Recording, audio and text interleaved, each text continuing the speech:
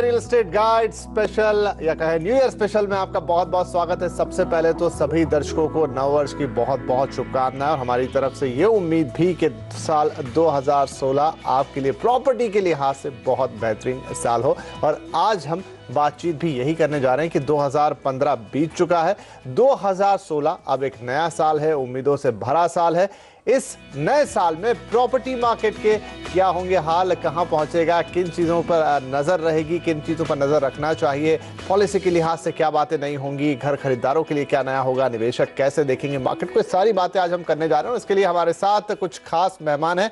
तो हमारे साथ दिल्ली से जुड़ रहे हैं नवीन रहेजा साहब, मैनेजिंग डायरेक्टर है रहेजा डेवलपर्स के, और हमारे साथ पुणे से शामिल हो रहे कार्यक्रम में रोहित गेरा साहब, मैनेजिंग डायरेक्टर हैं गेरा डेवलपर्स के। आप दोनों का ही बहुत बहुत स्वागत है।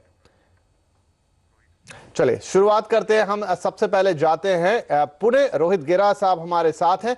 रोहित, 2015 भी जब शुरू हो रहा था तब भी हमने कैसा कार्यक्रम किया था, आप उसमें नहीं थे शायद, लेकिन मुझे याद है तब भी ये बात थी कि उम्मीदों से देख रहे थे, बहुत कुछ होना था उस साल में। लेकिन जब आज 2015 खत्म होकर हम 2016 में हैं तो ऐसा लगता है कि 15 उम्मीदों पे उतना खरा नहीं उतरा है। 2016 के लिए भी कहीं ऐसा तो नहीं कि आज हम बात करेंगे कि 2016 बहुत अच्छा रहेगा रियल एस्टेट के लिहाज से, लेकिन प्रैक्टिकलिटी में ऐसा ना हो, आप कैसे देखते हैं? देखिए, आपकी बात बिल्कुल सही है।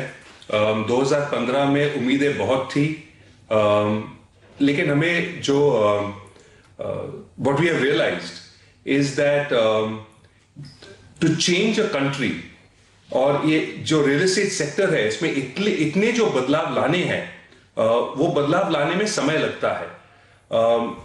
Through the year there have also been certain setbacks which have happened. तो पूरे नजरिए से देखेंगे तो we are looking positive again at 2016. We are very hopeful कि 2016 में जो changes जो 15 में शुरू किए हैं उसका जो रिजल्ट आए वो 16 में लोगों को दिखने जाए, लोगों का सेंटिमेंट चेंज हो जाए, and the sales will actually take place in a much greater manner than has taken place in 2015. तो रोहित जी, वो फैक्टर्स क्या है, वो कौन सी चीजें हैं जिस पर उम्मीद कायम होती है, किन चीजों पर देखेंगे आप कि यहां से आपको लगता है कि चीजें बेहतरी की तरफ जाएंगी, क्या फैक्टर्स रहेंगे?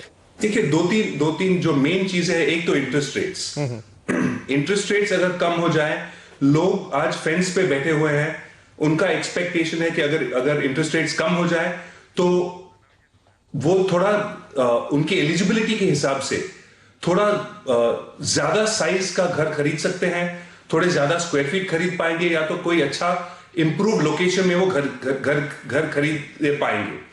तो ये तो मेन एक इशू है इंटरेस्ट रेट्स का।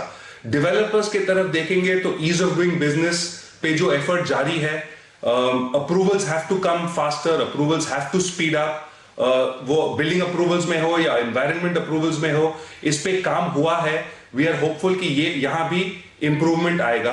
और तीसरा जो है, कस्टमर के लिए तो पॉजिटिव रहेगा ही, is the real estate regulatory act, मगर इसके वजह से थोड़े प्राइसेस में भी बढ़त होगी ही, because for developers it is going to be much more expensive to comply.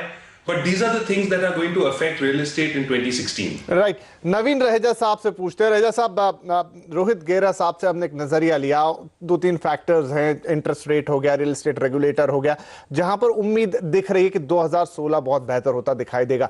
आप के नजर में वो फैक्टर्स कौन से होंगे जिसमें हम उम्मीद करें कि 2016 रियल एस्टेट के लिए एक टर्निंग ईयर हो, चाहे इंडस्ट्री की बात करूं, चाहे घर खरीदारों की बात करूं? देखिए, अगर गवर्नमेंट दो चीज़ों के ऊपर फोकस करे तो मेजर दो चीज़ें, नंबर 1 प्रधानमंत्री आवास योजना का इम्प्लीमेंटेशन। अगर इसकी इम्प्लीमेंटेशन ग्राउंड लेवल पे डेसिफर हो जाती है विद डेवलपर्स तो ये एक गेम चेंजर होगा, क्योंकि ऑलमोस्ट 90% सेगमेंट जो कंट्री में है जिनको घर चाहिए वो घर नहीं खरीद पाए पिछले 68 साल में, और ख़ास करके पिछले 20-25 साल से जब से प्राइसेस बढ़ गए हैं और अनअफोर्डेबल सेगमेंट में चलेगी है ये सारी कैटेगरी।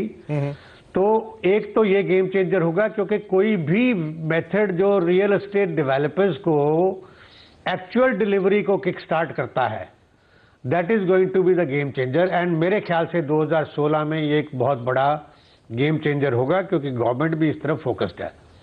नंबर 2 जो गेम चेंजर होगा, हमको लगता है कि शायद online single window clearance mechanism functional हो जाए किसी न किसी 1, 2, 4 महीने में।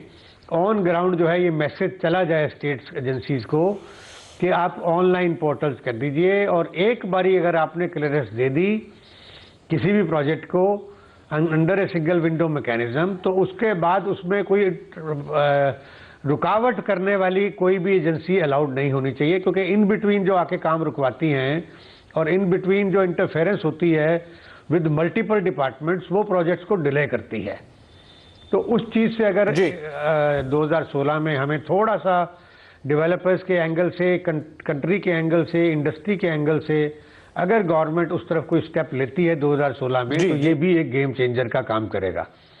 रोहित साहब, जी हाँ जी, मैं आता हूं आपके पास रेजा साहब। रोहित साहब, जो रेजा जी ने 2 फैक्टर्स गिनाए उसमें से आपने भी एक लिया था कि जो सिंगल विंडो क्लियरेंस है, इस पे बहुत ज्यादा एम्फेसिस है। महाराष्ट्र की बात करूं तो चीफ मिनिस्टर ने अनाउंस भी कर दिया है, अभी ये बीएमसी तक लिमिटेड है, कि 60 दिन के अंदर अप्रूवल्स आ जाना चाहिए। डीम्ड अप्रूवल के भी उसमें कुछ प्रोसेसेस हैं। आपको लगता है कि एक शुरुआत हो गई है, अभी मुंबई से बांध सकते हैं धीरे धीरे महाराष्ट्र और फिर शायद पूरा देश, लेकिन ये एक बहुत इंपॉर्टेंट फैक्टर है डेवलपर के पॉइंट ऑफ व्यू से भी और घर खरीदार के लिए तो उससे भी बड़ा मानता हूं, क्योंकि वक्त पे डिलीवरी ना मिलना ये सबसे बड़ा पेन है। आपकी बात बिल्कुल सही है। इसमें दूसरा जो होता है कि एक तो सप्लाई अगर थोड़ी तेजी से आ जाए मार्केट में, सो increasing supply keeps prices in control, right. तो ये तो बहुत ही महत्वपूर्ण बात है। नहीं तो क्या होगा, थोड़ा जॉब्स क्रिएशन हो जाएगी, जीडीपी का ग्रोथ 8% तक पहुंच जाएगा, और आप देखोगे कि suddenly prices start rising and again affordability becomes a problem. So increasing supply is important, and increase of supply will only happen if the process is improved, if things happen much faster. Single window clearance इसी दिशा में बिल्कुल एक सही moment, सही issue है, बिल्कुल एक सही स्टेप है। और आपकी बात बिल्कुल सही है कि महाराष्ट्र में, पुणे में इनका जो स्मार्ट सिटी का जो इन्होंने एफर्ट लिया है, an important piece of smart city is speeding up the approval process, bringing in single window clearances, and we welcome this step with open arms. Right रेजा साहब, 2 फैक्टर, एक तो 2016 में 7वां वेतन आयोग ये लागू हो रहा है, तो थोड़ी लिक्विडिटी बढ़ेगी, लोगों के पास पैसा आएगा। और ब्याज दरों को लेकर अभी तो यही उम्मीद की जा रही है कि आने वाले वक्त में ब्याज दरें और थोड़ी नरम होंगी। तो आपको लगता है ये 2 बड़े फैक्टर्स होंगे जिससे घर खरीदारों को पुश मिलेगा जो अभी तक रुके हुए थे? आप मेरे से सवाल कर रहे हैं ना? जी रेजा जी, आपसे। बिल्कुल ठीक कह रहे हैं आप। हमें इंडस्ट्री सिर्फ इस टाइम के ऊपर एक कैटलिस्ट को देख रही है, किक स्टार्टर को देख रही है, जो मुझे समझ में दिखाई दे रहा है इस टाइम के इससे नीचे प्राइसेस तो जा नहीं सकते। अगर इसमें कुछ कैटलिस्ट का काम करता है, जैसे वेतन आयोग आ रहा है नया, वो काम करता है। इसके बाद आपने जो डिफेंस सर्विसेज के में भी जो एडिशनल जो आना है, पैरिटी करते हुए सारी सर्विसेज को, जो एडिशनल उसके अंदर भी जो इनफ्लो आना है फंड का, वो भी एक बहुत बड़ा कैटलिस्ट का काम करेगा। और मेरे ख्याल से ये 2-3 फैक्टर, और इंटरेस्ट रेट दिखाई तो देता है कम होगा, लेकिन मैं दोबारा रिपीट कर रहा हूँ, प्रधानमंत्री आवास योजना की इम्प्लीमेंटेशन में 6.5% की इंटरेस्ट सबवेंशन है, तो इफेक्टिव रेट ऑफ इंटरेस्ट भी उसमें जो रह जाता है वो 3 से 3.5% ही रह जाता है। वो अकेला एक जो फैक्टर है वो इस कंट्री में हाउसिंग को रेवोल्यूशन की तरफ ले जा सकता है, प्रोवाइडेड टाइम बाउंड जो है स्टेट्स इसके ऊपर एक्शन ले लेती हैं, और सेंटर और नेशनल हाउसिंग बैंक और हमारी बैंकिंग सिस्टम जो है वो इसकी इम्प्लीमेंटेशन जो है कर देता है। अभी जिनसे भी अगर आप बात करें, नेशनल हाउसिंग बैंक से बात करें या हडको से बात करें, तो वो कहते हैं कि हम सब ऑलरेडी इसके ऊपर यस कर चुके हैं और वो अपने ऑलरेडी रेडी हैं। प्रॉब्लम हो रही है कि इसमें लोगों के पास ना तो एजुकेशन है, और मेरे ख्याल से मीडिया ने भी इसको ज्यादा हाईलाइट नहीं किया है जी, कि आप एक्चुअल आम आदमी आज 3.5%, 3% के ऊपर इंटरेस्ट पे घर खरीद सकता है, और वो एक्चुअल में खरीद सकता है, राइट। जबकि ये आम आदमी तक ये मैसेज नहीं गया हुआ। जी। और ये एक तो ये मैसेज जाना जरूरी है जो कि किक स्टार्टर का काम करेगा। चलिए, आपके थ्रू ये मैसेज तो चला ही गया रहेगा जी कि अब 3.5, हालांकि हम वक्त वक्त पे बताते रहते हैं, लेकिन थोड़ा और लाउड एंड क्लियर हो तो एक वो तबका जिसको घर की सबसे ज्यादा जरूरत है वहां पर कि आपके लिए एक्चुअल रेट ऑफ इंटरेस्ट 3.5 से 4% के बीच हो सकता है। अब इस बीच कार्यक्रम में हमारे साथ पंकज कपूर साहब भी शामिल हो गए, मैनेजिंग डायरेक्टर लाइसेंस फॉरअस। पंकज साहब, आप थोड़ा, चूंकि यहाँ पर आपके साथ समय अभी निकला, आपको आने में देर हुई, लेकिन रहेजा जी और दोनों रोहित गेरा साहब दोनों का ये कहना है कि 2000, हमने कहा कि 2015 की जब शुरुआत हुई थी तब भी उम्मीदें थी लेकिन खरा नहीं उतरा। 2016 में हम उम्मीदें रख रहे हैं, लेकिन फैक्टर इस बार थोड़े अलग हैं, उम्मीदें ज्यादा खरी लगती हैं। इंटरेस्ट रेट की बात कर लिया, सिंगल विंडो क्लियरेंस की बात कर ली, ये वो सारे फैक्टर हैं, और शायद 7वां वेतन आयोग भी। आपका नजरिया क्या कहता है? 2015 जहां हमें लगा थोड़ी निराशा रही, 2016 में वाकई में एक ब्राइट लाइट या एक सिल्वर लाइनिंग दिखती है? देखिए, सारी चीज़ें जो हैं वो फेवर कर रही हैं कि यहाँ से सेल्स बढ़ेगी, प्राइजेस नहीं बढ़ेंगे, क्योंकि आज भी प्राइजेस के अंदर जो है वो काफ़ी ज़्यादा बढ़ चुके थे पास्ट में, और तो उसमें डाउनसाइड प्रेशर बढ़ता रहेगा। और ये एक अच्छी बात भी है कि हमारी देश में सेल्स बढ़नी चाहिए। आज प्राइस जितने भी बढ़े, बिल्डर्स की प्रॉब्लम उतनी बढ़ गई। अगर देखिए सेल्स हो नहीं रही है, तो बहुत इंपॉर्टेंट है कि प्राइजेस जो है वो म्यूटेड रहें। और इस पीरियड में क्या हो रहा है कि पिछले 1.5 साल के दरमियान जो प्राइस बढ़े नहीं और बिल्डर ने जो डिस्काउंट दिया, उसके साथ साथ अगर आप देखिए तो करीब 10-12% तो लोगों की एक साल में इनकम बढ़ी, प्लस इंटरेस्ट रेट की जो साइकिल है जो रिवर्स हुई। तो अगर हम ओवरऑल देखें तो करीब 25% और 26% जो है आपका इंप्रूवमेंट हो गया अफोर्डेबिलिटी के अंदर। तो जो गैप जितना कम होता चला जाएगा उतना सेल्स बढ़ती रहेगी। तो मैं बिल्कुल एग्री करता हूं कि सेल्स के पॉइंट ऑफ व्यू से जो है ये मार्केट में 2015 से 2016 के अंदर एक अच्छी बढ़ोतरी दिखेगी। और ये बढ़ोतरी अगर पिछले नंबर से 2016 में अगर ये स्पेकुलेशन के मोड में रियल एस्टेट के डेवलपर्स नहीं जाते हैं तो सेल्स की बढ़ोतरी कम से कम 50 से 60% हो सकती है, क्योंकि इतना स्कोप है। और मार्केट एक टाइम करेक्शन के जोन पे गया है, इसमें आपको धीमे धीमे सेल्स बढ़ती हुई नजर आएगी। तो पॉइंट ऑफ व्यू ये है। राइट। तो यहाँ इससे पहले कि ब्रेक लूं, ये तीनों की तरफ से निकलता हुआ आ रहा है कि चीजें 2015 के मुकाबले 2016 जब शुरू हो रहा है, क्योंकि ये तो तारीख सिर्फ कैलेंडर पे चेंज हुई है, इम्पैक्ट तो पीछे की चीजों का आ रहा है, तो चीजें अभी ऐसी दिख रही हैं, चाहे आपकी इनकम हो, चाहे प्राइस का करेक्शन हो, तमाम चीजें मिला जुला कर ऐसा दिख रहा है कि शायद आने वाला वक्त और थोड़ा सहूलियत भरा होगा। लेकिन कितना होगा, क्या अभी भी एक घर खरीदार कंफर्टेबल जोन में आ गया है? इस पर चर्चा करेंगे इस छोटे से ब्रेक के बाद।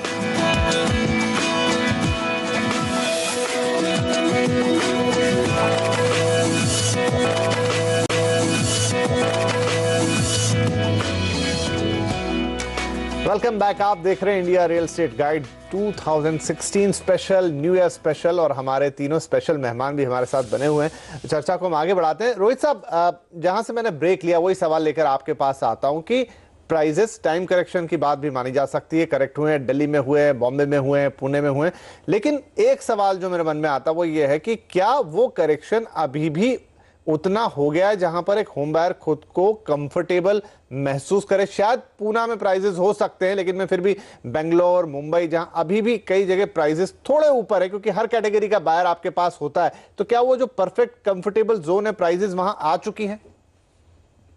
देखिए, मेरे हिसाब से अगर आप 2 साल अगर आप देखें और 2 साल में प्राइस समझो फ्लैट रहे हो, एक तो वो है, उसका इफेक्ट है। इन्फ्लेशनरी प्रेशर अगर आप डेवलपर के बुक्स पे देखें तो इन्फ्लेशन का जो प्रेशर है, those costs have been incurred by the developer.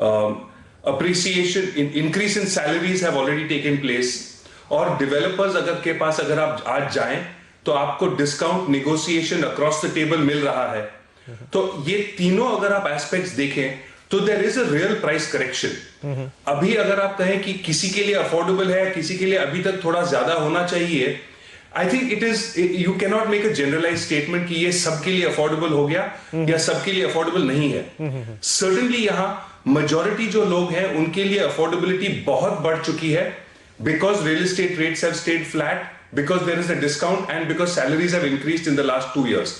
इसके अलावा दूसरा एक जो बहुत ही महत्वपूर्ण इशू है, अगर आप ऑफिस या जॉब क्रिएशन देखने जाएं तो अगर आप ऑफिस का रेंटल देखें और आईटी सेक्टर का अगर आप देखें तो फॉर एग्जांपल पूना में there is not much office space available for rent today.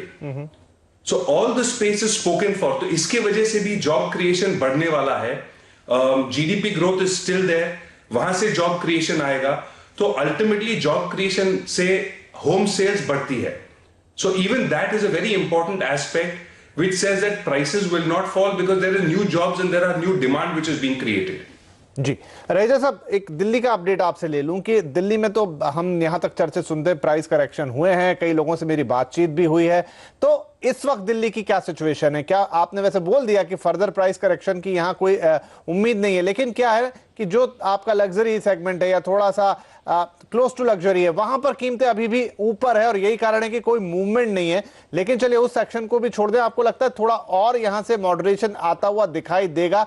कैसा रहेगा? घर खरीदार के लिए अच्छा है आप कहेंगे और निवेशक को दूर रहने की बात बोलेंगे, कैसे देखेंगे? देखिए, मैं आपको बिल्कुल, अगर इसको आप मैक्रो सेंस में लेके चलेंगे तो करेक्शन होने का चांस नहीं है, क्योंकि हम समझते हैं कि 2 साल से जो स्टैग्नेशन चल रही है प्राइसेस की, उसमें अगर आप कॉस्ट ऑफ कैरिंग जो मनी होता है, अगर उसको आप फैक्टर इन करें तो ऑलरेडी इनडायरेक्ट करेक्शन ऑलरेडी हो चुका है। दूसरा, डेवलपर्स ने भी अपनी तरफ से कुछ एडिशनल डेफरमेंट की है जो पेमेंट्स रिसीव करने की, उसका भी तो इनबिल्ट जो है वो that is a inbuilt discount और सबवेंशन और जिस मर्जी फॉर्म में आप उसको बोलें, that is a price correction only. It may not be direct but it is a indirect price correction. ये मेनली जो रियल एस्टेट को अगर आप देखें, मैं अपने 35-40 साल के एक्सपीरियंस के हिसाब से अगर उसको मैं देखूं, तो रियल एस्टेट में बहुत बड़ा जो पार्ट होता है वो ड्रिवन होता है विद आपको रिपोर्टिंग क्या हो रही है, आपको ओवरऑल इंफॉर्मेशन जो डिलीवरी हो रही है वो कैसे हो रही है। मीडिया का भी बहुत बड़ा रोल होता है। अगर मीडिया आज एक अचानक बोल दे कि फर्दर करेक्शन होनी है तो सब लोग रुक जाएंगे खरीदने के लिए। और अगर आज मीडिया ये बोल दे, आज ये मीडिया बोल दे कि प्राइस बढ़ने वाले हैं, तो सब एकदम भेड़ चाल में आ जाएंगे। ये इंडिया में हमने देखा है कि ये सेंटिमेंटली ड्रिवन होती है सारी मार्केट। और पिछले 2-3 साल से कब, ये एक बात बताएं, डिमांड और सप्लाई का गैप और सरप्लस इन्वेंट्री कब नहीं होती थी? ये हमेशा होती है। देखिए मीडिया तो कि अब पिछले 2 साल से इसको हाईलाइट दोनों ही पक्ष रखती है। आपकी भी बात सुनते हैं, पंकज जी जैसे लोगों की भी बात सुनते हैं। आपने कहा करेक्शन नहीं होगा, उन्होंने भी आज सपोर्ट कर दिया एक हद तक तो। लेकिन मैं आगे और लेके जाता हूं कि रहेजा, हाँ जी बोलिए सर। आपका ये जो क्वेश्चन है इसका मैं आंसर करूंगा। आपने डायरेक्ट क्वेश्चन पूछा था कि क्या ये उस पॉइंट तक पहुंच गया है कि यहाँ से सेल्स बढ़ोतरी हो जाएगी। देखिए, अब सेल्स की जो है, मार्केट की जो एफिशिएंसी है उसके मापदंड होते हैं। उसके मापदंड है कि एक मार्केट की 8 से 12 मंथ की अगर इन्वेंट्री मेंटेन कर रहा है होलिस्टिक लेवल पे तो एक एफिशिएंट मंथ होता है। या रेंटल यील्ड 3.5% 4% के ऊपर रेजिडेंशियल मार्केट की है तो लगता है कि प्राइस प्रोडक्टिव है, एफिशिएंट है। लेकिन आज भी हम वो नहीं है। तो अगर आप देखिए कि मुंबई मार्केट, और हमने बोला कि 50 to 60% जो है इंक्रीज होगी, लेकिन मार्केट की एफिशिएंसीज के पॉइंट ऑफ व्यू से इसमें 400% की बढ़ोतरी होनी चाहिए। तो आप ये सीधे दर्शाता है कि आज भी हम कुछ जो है ना, हम 5 साल की जो है इन्वेंट्री मंथ्स के ऊपर चल रहे हैं। मेरी रेंटल यील्ड 2% से नीचे है, तो इसका मतलब कैपिटल वैल्यू आज भी ज्यादा है। तो मुझे इसके लिए बोल रहा हूं कि 1 साल 1.5 साल तक ये टाइम करेक्शन प्रोलॉन्ग रहेगा। हम ये नहीं कोशिश करनी चाहिए और हमको ये नहीं सोचना चाहिए कि यहाँ से प्राइजेस बढ़ेंगे। लेकिन क्योंकि प्राइस जी या But Pankaj, I think it's important to note that मैं भी बीच में बोलना चाहूंगा पंकज जी के लिए। हाँ जी, दोनों को। गेरा साहब पहले आप। There are different markets और आप एक ही ब्रश से पूरे देश की रियल एस्टेट मार्केट को आप you cannot treat it in the same manner। मैं बिल्कुल एग्री करता हूं कि पूना में शायद सेल्स डबल होनी चाहिए, मुंबई में चाहे सेल्स 4 गुनी होनी चाहिए, दिल्ली में शायद 5 गुना होना चाहिए। तो हर एक मार्केट पुणे की बात करें पंकज जी, अगर आप पुणे की बात करें तो 2014 में पूना सोल्ड 98,000 होम्स और 2015 में ये यहाँ सिर्फ 10% रिडक्शन हुआ है। सर वो उस नंबर के ऊपर एक क्वेश्चन मार्क। तो रोहित जी, मैं माफ कीजिएगा पंकज जी, रोहित जी इसी पॉइंट को आगे बढ़ाएंगे, लेकिन चूंकि मेरी मजबूरी, मुझे ब्रेक लेना होगा, छोटा सा ब्रेक, और फिर आपकी ये बिल्कुल इस दोनों की बात को आगे लेकर जाऊंगा। रहेजा जी का भी कमेंट इस पे लूंगा। छोटा सा ब्रेक ले रहा हूं।